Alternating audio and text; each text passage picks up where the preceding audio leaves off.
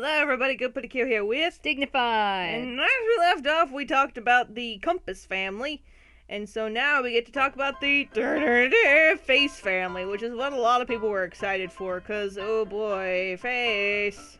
Yeah. This is gonna be fun because this is where sort of the wacky hijinks side of our 2PAU came in. Like, it's basically like we got all of our, like, drama and tension out. Angst. Yeah, all drama, tension, angst, dark out with Germany and Italy, and to a similar extent, Prussia and Romano. And then we were just like, okay, that's cool, but you know what would also be neat? Just fucking weird hijinks. Shenanigans. Shenanigans is the perfect word for it. Especially since so many people put drama to it, it's like, how about nah? How about they do stupid shit? Yeah. So, how about we just bring up names and reasons in face order then? Yep. You're gonna have a lot to talk about. Yeah. First off, we got France. His name's Louie. It's spelled like Louis, but it's Louie. Like, you know, the king. King Louie. Yeah. He's, named after kings and stuff like that. That's basically it. That's all my thoughts behind it. And it sounds nice. Yeah, it does sound nice. You know, Louis. Sounds like ennui. We'll discuss that part later. Yeah. Next, America. We name him Alex, or Alexander. I like Alex. Yeah, Alex. Because, well, it sounds like Alfred and Alexander Hamilton. I don't even know. Yeah. It just sounds nice. It has a nice ring to it. It also has Al. It does. I like it. Now we got Canada. His name is Mayhew. Yeah, The French pronunciation. Yeah, and normally I'm kind of iffy about 2P human names that sound too similar to their 1P human names, but somehow Matthew just sort of like wormed its way into my head, and I can't think of anything else because it's Matt for sure. Yeah, it's Matt. So I've just sort of grown accustomed to it. And of course, everyone knows his name, Oliver. The precious cinnamon roll. Yeah, do you know the story behind Oliver? Like, do you know where that name came from and why people liked it? It was Beak's original idea because it did Oh. sound like Arthur. Uh-huh. And part of me says Oliver Twist, but I think it was just because it sounded neat and it sounded close to his name. So Uh-huh. it's just like it was a neat parallel. That's basically it. Beak just kind of made it up. Yeah, and it's great. I really like it as a name because, like, again, it does sound like kind of similar to Arthur, and, you know, Oliver Twist, cultural references, and Yay. it just sounds nice. It suits him. Yeah, it's a nice parallel. Yeah. Okay, so names out of the way. Let's go to the personality. We have a lot to talk about. Yes, because now we have we four do. characters Yes, in we this have episode. 4 characters that we need to get to in under 30 minutes. Yep, which I think will be okay. So, Louie, do you want to talk about Louie? I can talk about Louie. Louie is basically the living embodiment of, like, depressing French art films. Like, think about the kind where it's like it's all in black and white, and there's like a leaf being run over by a bicycle wheel, and like someone letting go of a balloon, like that sort of thing. That's his personality. He is just like really sort of the best concept that kind of expresses his personality is ennui. Which is? Like, it you know, just sort of that French concept of, like, I apologize if I'm getting this wrong, but, like, it's just sort of somewhere between, like, apathy and despair. Yeah. That's him. He's like, life is literature. Yes. That's Louie, but, like, He gets by. He does, and it's because he embraces that he's, you know, able to get by. Like, how I see him is like, you know, like normal friends, he understands very well that he is just a ship that cannot be controlled at all. You know, he's only a vessel. Louie understands that too, but he just sees, you know, he's not optimistic about it in the least. He's like, yeah, there's nothing I can do. This world's just spinning and I have no control over it. What the fuck ever, life. Slitotcha. Yeah, yeah, and so yeah, he also likes to make depressing French art films, and honestly, he's not even sure whether they're like sincere or ironic. Yep. He just likes to make them. Yeah, It's something to do. Yeah, it's a hobby. It's kind of his way of coping. Yeah, we'll discuss that more when we talk about their interactions. Yeah. So, do you want to talk about Alex, or do you want me You to? should talk about Alex. Okay, I can talk about Alex. Alex, oh, I love Alex. Alex is fun because Alex sort of comes from the whole idea of, like, 2P America is very, like, anti-establishment, wants to be all like, yeah, like, so indie. And The ultimate like rebel. the ultimate rebel, and in being so, he's sort of hipster isn't even the word. He's beyond hipster. Hipster is mainstream. Hipster is too mainstream for him. So he is just always trying to do the most like underground, the most alternative, to the point where like he'll just come up with things that aren't even established because they're just that obscure and different and unique. And it really comes across in every aspect of his life. Like his fashion, we usually tend to think of him as pretty much wearing the same thing that the canon Neo 2P America wears. Yeah, like midriff. Yeah, midriff shirt, Daisy Dukes. Nice Les Daisy Dukes makes a man go. And like that's kind of what we just think of naturally, or just even more just like jeans, whatever. But he also is very into Fashion. Yeah, fashion, but in the weird alternative, always coming up with something weird like pastel lumberjack, 1950s housewife grunge. Like he's just always coming up with, something new and current and edgy. New aesthetics. Yes, new aesthetics all the time. And diets, that's another way that it manifests. Fad diets. Fad Originally it diets. was like actual diets. Like he doesn't even fucking like thing about that is like we saw the vegan stuff, and it's like, yeah, he tried that, but something tells me like I can't even picture him being fully vegan. Like, yeah, he loves animals, but it's like there's something different about that. He just wants to try to see what's cool, but if it gets too cool, he's like, yeah, I'm outie. Yeah, and so it starts with, like, actual fad diets. Like, what are some? South Beach. Yeah, like South Beach, Atkins, things like that. Pre-diabetic. Well, but he's just sort of doing it It is for just the sake diets. of doing something different. Yeah. But of course, then he gets bored with the actual established diets and then goes into weird ones like juice diets, kale diets, baby food diets. Yeah. And then that's too normal for him, and he just is trying to come up with the weirdest thing possible, to the point where he'll start diets that he knows would be deadly for a human being, but he can do because, he's a nation. Anything that happens to him physically, he can regenerate from. So he'll have, like, the gravel diet, the, like, broken ceramics and glass diet. It's not... Eat anything in the woods diet. Yeah, and it's not a dangerous diet, but just a weird diet that we like to joke around is the corduroy diet. You can wear whatever you want as long as you're wearing corduroy while you eat it. It hurts because it hurts his fashion sense. It's suffering in its own way. So, yeah, Not to mention he tries, like, other cultures' diets, too. Like, the tar soda one is our personal favorite. Yeah, just because... Well, That's like, Finnish, too, by the way. Finland makes this, like, tar soda, and it's, like, as far as I know, like, I'm pretty sure it's, like, kind of joking, like it's a real thing, you can actually drink it, but, like, yeah, he'll, like, go on diets consisting entirely of just weird things. Yeah.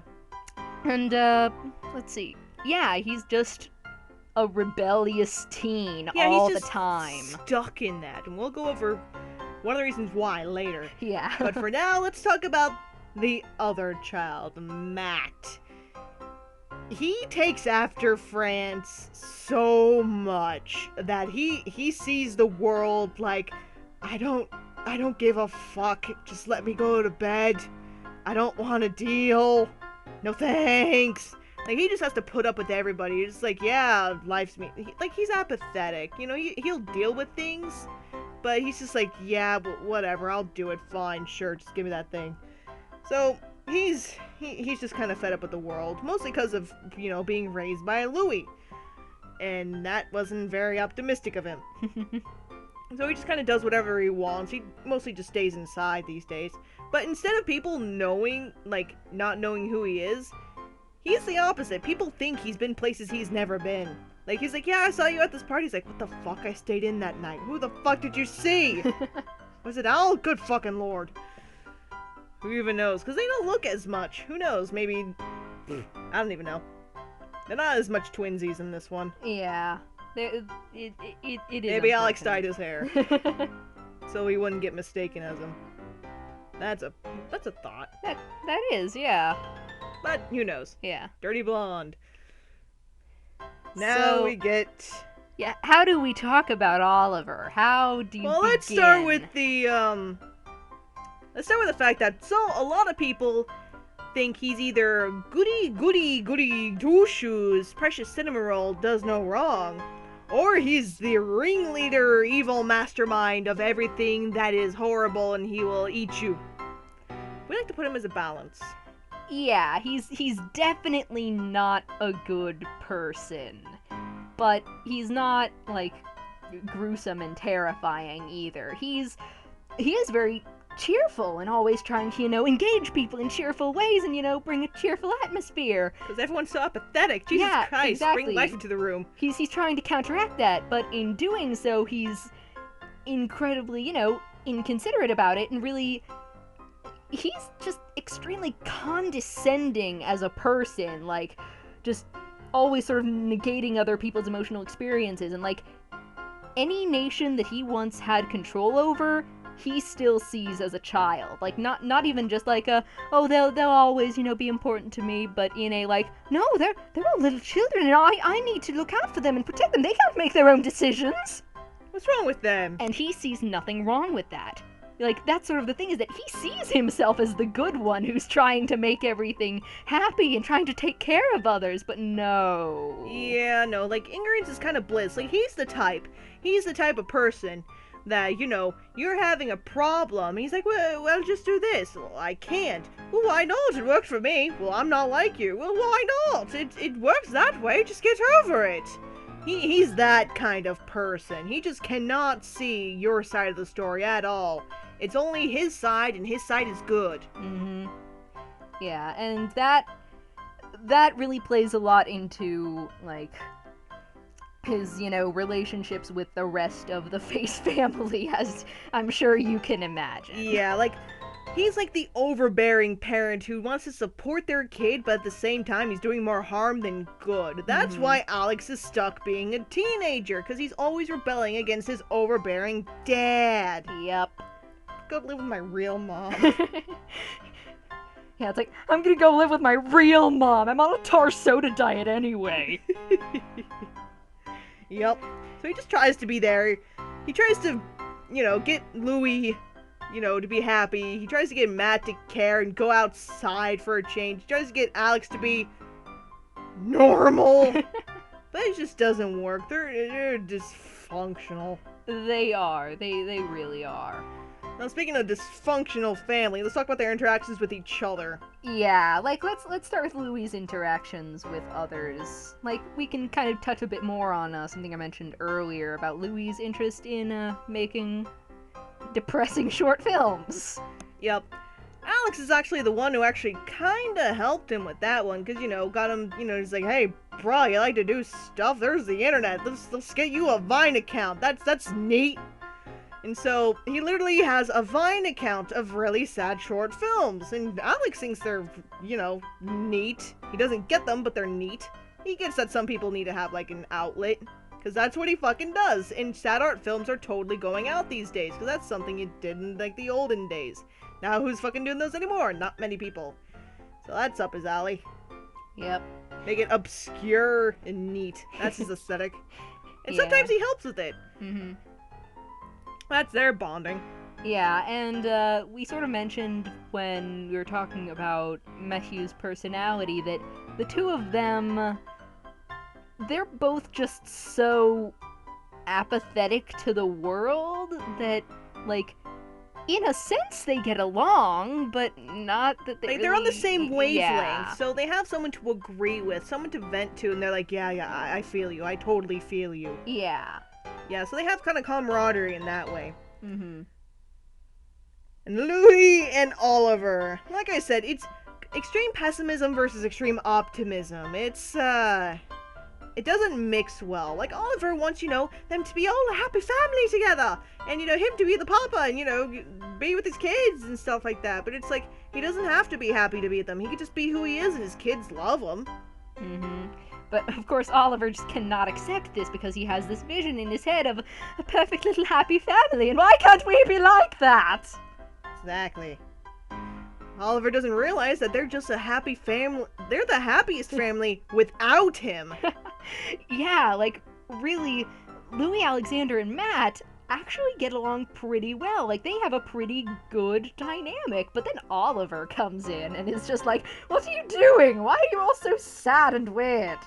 Yep, and it's like, I'm here to bring your old life at the party. Be here to be the mom.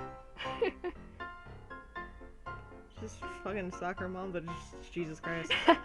Speaking of, we never actually talked about Alexander's and Matt's stuff. Like, No, we should. yeah, Matt's pretty iffy about Alex, and especially in all the weird shit he does. Mm-hmm. Because it's like, okay, you do that thing. I don't want to be part of it. Meanwhile, Alex does want someone to be part of the experience. He tries to get Matt into his, his fads, his diets and stuff like that. It's like, come on, man, be cool. We can do, like, duo stuff together.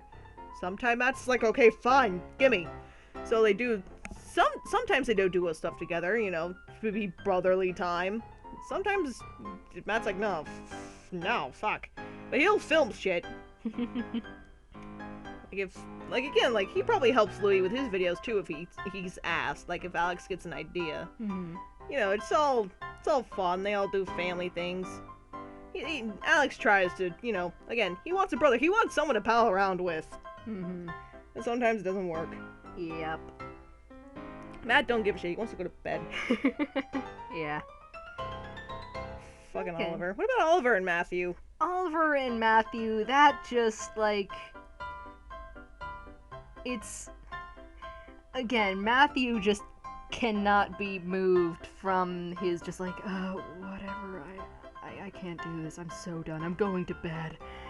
But Oliver, again, like you said, make a pit for it. yes, again, like you said, Oliver just, he wants Matthew to get up and about, to go out and do things. But Matthew doesn't want to. Yeah, and then, like, Oliver makes comments when, Matt does come out of his room. He was like, oh, finally up, eh? Just makes topics that make you just want to turn around and go back in your room. Yeah, sort of, that's kind of the core of Oliver, is that he's a terrible parent. Yeah, that's basically him. He tries, he tries. He just doesn't get how to actually emotionally support other people. Yeah, like, he just, like, fucking, like, I know we talked about this last night, but I'm gonna bring it up. It's like, he just, like, come over to, like, Louie's house day before meeting at Francis' place, and he's like, hey, so we have a meeting tomorrow, we know that, so I came a day early, so maybe we could just, chat and be together, and I brought, biscuits and stuff. Louie just stares and he's like, see you tomorrow, goodbye. Slams door in his face. He's like, what? Okay, you're busy then. I'll just leave these here. Good talking. Bye. And leaves, and just Louie picks up like sometime after. That is else. This else. We still Apologies for memes. Find that funny. Yeah. Sometimes memes shape things. They It's do. great. It is. It's fun. Yeah. So, like... I think that's about it, so we can talk about quirks to end this, because it's already getting long. It is. And we have a very important quirk to discuss. Something the that... most important! Yeah, something that people who pay attention to Kyo's DeviantArt might already be aware of, to a certain extent. And that is... the goddamn mascot. Yes. He has sort of become the mascot of our 2P universe. Shaking on a skateboard. Turtle power. Sorry. Whenever you say anything that goes da-da-da-da-da-da, I have to go turtle power. But anyway, so yes, let's talk about a very special bird. Yes. Let us introduce you to Eges Kick-Ass Jones, AKA Richard. So let's talk about Eges. Yes, it's Eges, not eggs. Eges. Eggs. Anyway, yes, he is a bird. He is more specifically a black rooster. Basically, Alex sometime came across like a scattered, recently departed cockfighting ring. Because, he knows that shit. And he found this bird who was, gonna bleed to death. Just kind of left behind by everyone because he was the losing bird. And Alex is like, holy shit, you poor thing. Here, let me take care of you, holy shit. So, it's something to do. He's fucking bored. All he has to do is obsess about clothing and food. What else is he gonna do? So, he gets the bird, he nurses it back to health, and the bird's very, very smart. Again, it was a cockfighter, so he's a very smart bird. And, he's like, you know what? I like you. I'm gonna keep you. Well, you need a name. How about eggs? No?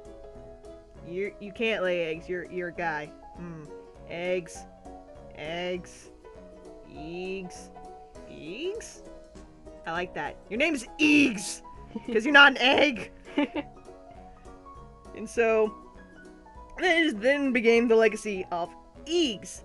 But so, he's his pet now. So, he wants to do a lot of cool stuff for him. So he gets him a fucking dog collar. Doesn't even have his fucking name on it. Just says kick ass on it. Yep. Just like Matt just sees it and is like, Alex, why the fuck does your chicken have a name tag that says kick ass? That's not his name, is it? Nah, man, nah. It's like when people see him, I want them to know the very first thing about him when they see him that he's kick ass. 'Cause he is. Okay. And Jones, because that's his last name. Mm-hmm. But, he wants him to be around, but, he's not a service animal, so he can't bring him into meetings and stuff. He doesn't want to leave him home alone. That's awful. He doesn't want to leave the poor thing to be alone, so he brings him with him to the meetings. He's like, you know what? You're gonna be my business associate. You can be my assistant. You can be cool and peck the hell out of letters. You can open them. It'll be neat. Use your talents to slice up documents that I don't want. It'll be great.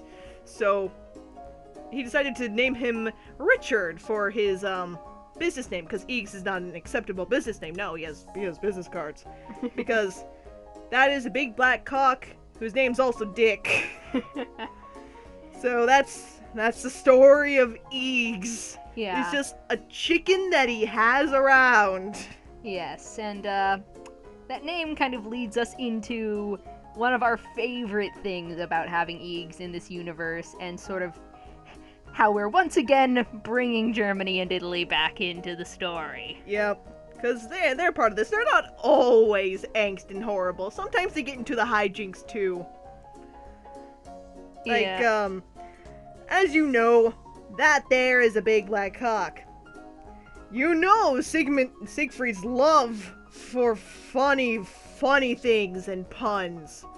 He and Alex bond over that. That he's like, that's a nice cock you got there. It's very sharp. He's like, yeah, better not get too close. Might get in your eye. So it's like, yes, this is my kind of humor. Nice chicken. Plus, Sigmund's got chickens. He's like, yeah, I love chickens. Yes, but of course, this is one of those many situations where Siegfried's off making all these jokes, and Lucci's just bugged because he doesn't get it. He doesn't get it. He doesn't get what's so funny. He doesn't get why Siegfried is making all these jokes about America and being all smiley about America's chicken.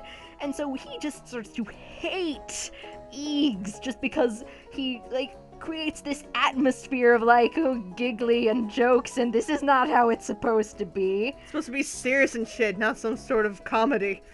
Yes. So, he has naturally, a vendetta. Yeah, he has a vendetta against that bird, and of course, what with, him not getting the joke. Yeah, what with him not getting the joke, and Lucci and Sigi, once we get into the shenanigans side of our AU, Lucci and Siggy just sort of become cartoon villains. It's fantastic. It's great. So, of course, Luciano brings this up with Siegfried. He brings up that he is not happy about this.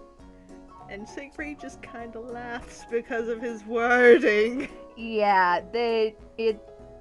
For Siegfried example, has too much fun. Let's give an example.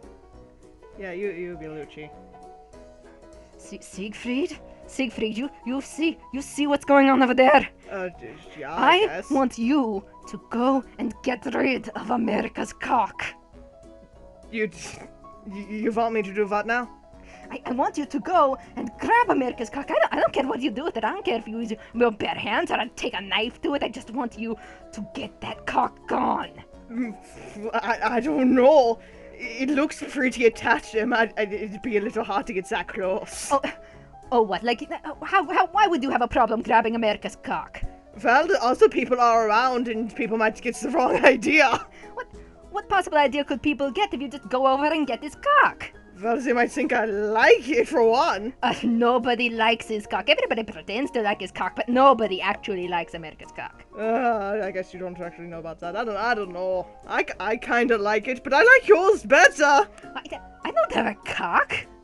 Well, if you did. Oh, please, like I would ever want a cock. Yeah? You won't want a cock, huh? But, I mean, of course I wouldn't. I mean, look how big it is. And, I mean, it would always just get in the way and make a mess of things. Well, I've seen bigger. Where have you seen a bigger cock than that one? I don't know, around and about. Where are you going that you see cocks that big? Siegfried, what?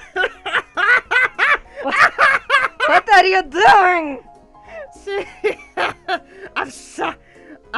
I'm going to get some water. You stay here, hon.